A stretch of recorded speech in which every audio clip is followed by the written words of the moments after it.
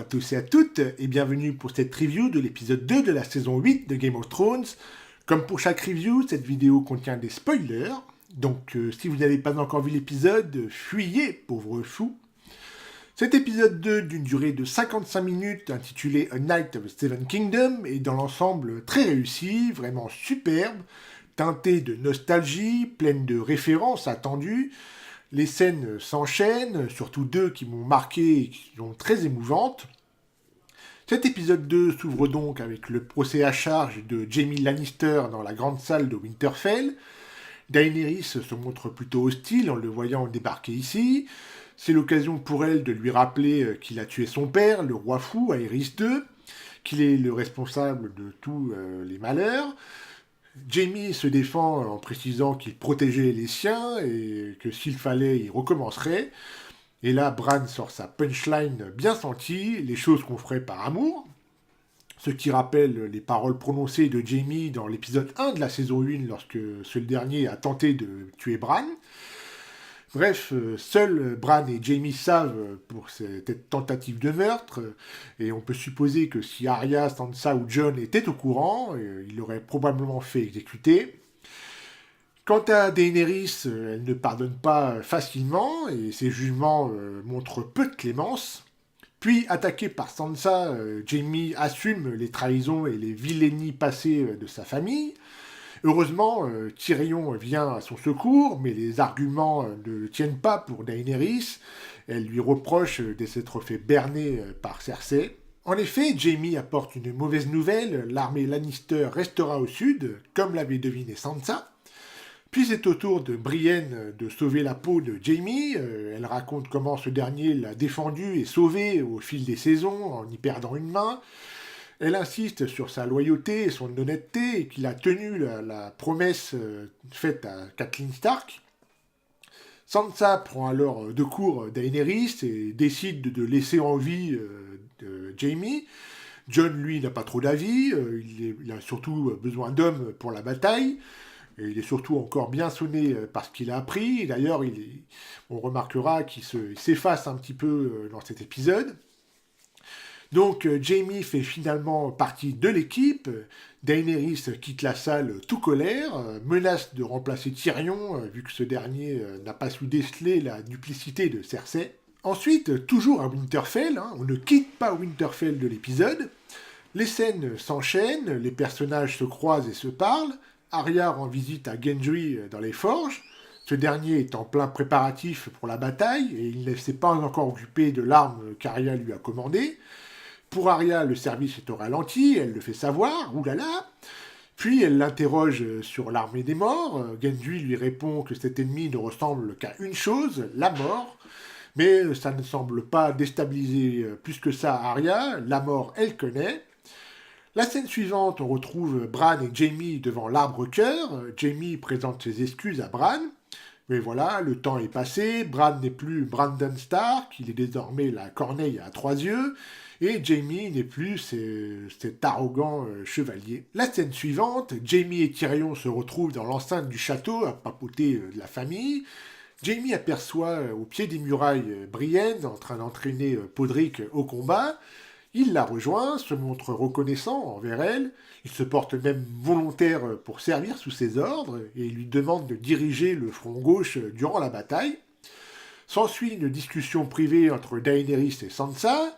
L'échange est d'abord courtois, mais les divergences font d'elle de fausses alliés. Daenerys veut clairement se mettre Sansa dans sa poche, mais Sansa, fine négociatrice, demande aussitôt ce qu'il adviendra au nord après la bataille, et une fois Cersei détrônée. Pour elle, pas question de se soumettre à la nouvelle reine. L'échange est finalement interrompu par l'arrivée surprise de Theon Greyjoy, toujours en pleine rédemption. Les retrouvailles entre Sansa et Theon sont émouvantes. Ce dernier annonce avoir sauvé sa sœur Yara des griffes de Euron et qu'il est revenu pour combattre à ses côtés. C'est mignon. Ensuite, il y a eu des retrouvailles viriles entre Jon et Tormund, accompagnés de Beric et Ed la Douleur. Tormund, toujours à l'affût de Brienne, annonce que les Ombles sont tombés et que l'arrivée de l'armée des morts est prévue le lendemain à l'aube. Jon réunit tous ses alliés, conseil de guerre, élaboration d'un plan de bataille. Pour Jon, il faut surtout viser le roi de la nuit, car c'est celui qui contrôle tous les marcheurs et les spectres. Bran fait alors une révélation, il dit que le roi de la nuit veut détruire le monde des hommes, et que Bran est sa cible. Il montre alors la marque qu'il a sur son bras. Cette marque attire le roi de la nuit vers lui. Ainsi, Bran veut servir d'appât et le piéger dans le bois sacré. Théon et les Fernés assureront la protection de Bran. Et là, on peut craindre vraiment pour Théon. Là. Ensuite, sur les remparts, on retrouve Jon, Sam et Ed, derniers survivants de la garde de nuit. Ils partagent leurs souvenirs et supervisent les préparatifs. Et oh surprise, Ghost, le loup de Jon, apparaît. On ne l'avait pas vu depuis un bon moment déjà, et ça fait plutôt plaisir.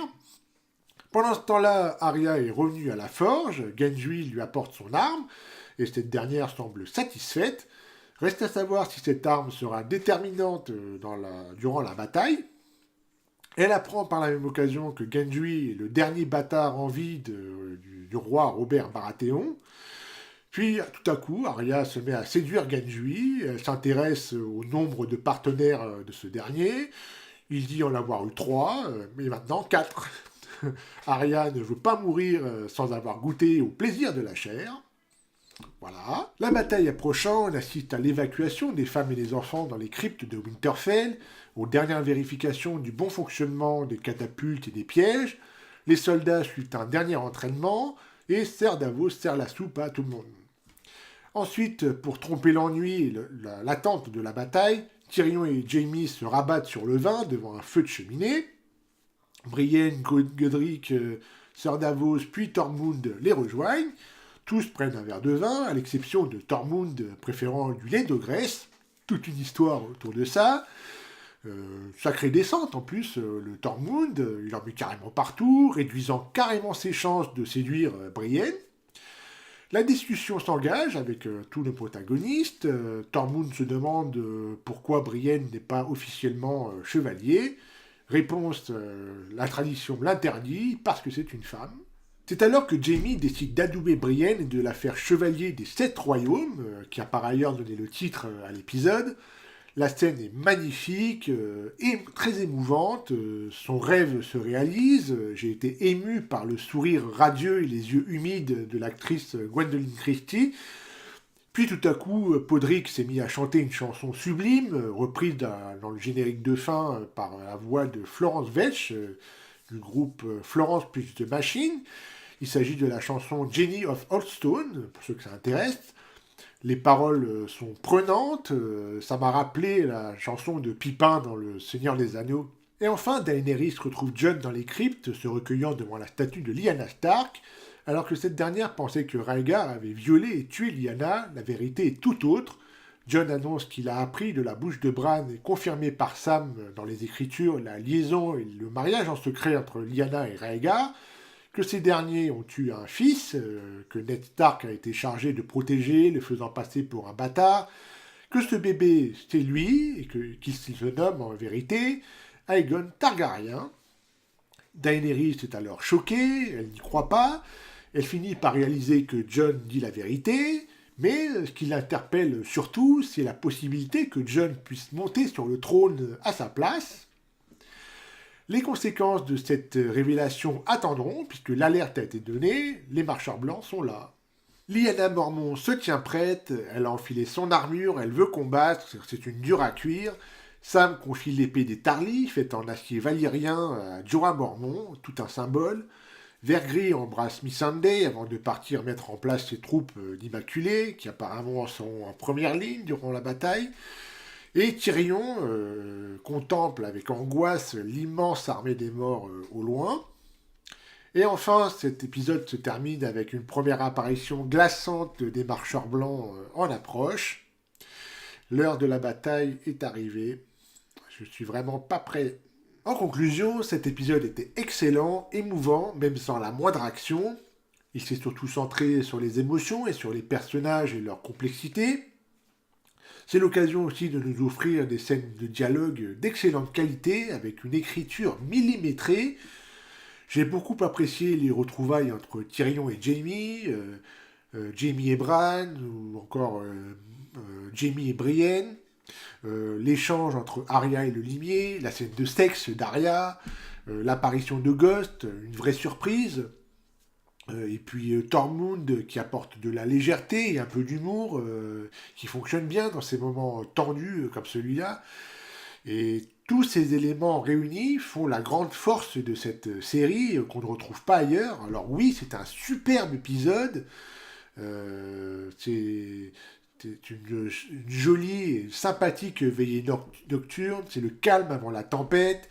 En plus, ça apporte beaucoup d'ouverture pour la suite. Et cet épisode est également sonné également comme un adieu pour certains personnages.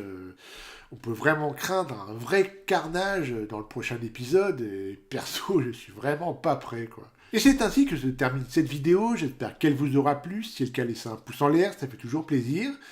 Dites-moi dans les commentaires ce que vous avez pensé de cet épisode 2, avant la grande bataille qui s'annonce épique et aussi déchirante. Puis abonnez-vous à la chaîne si ce n'est pas déjà fait, et pour ne rien manquer des prochains contenus. Vous pouvez également me suivre sur les réseaux sociaux, les liens sont dans la description. Je vous dis bye bye et à la prochaine. Salut!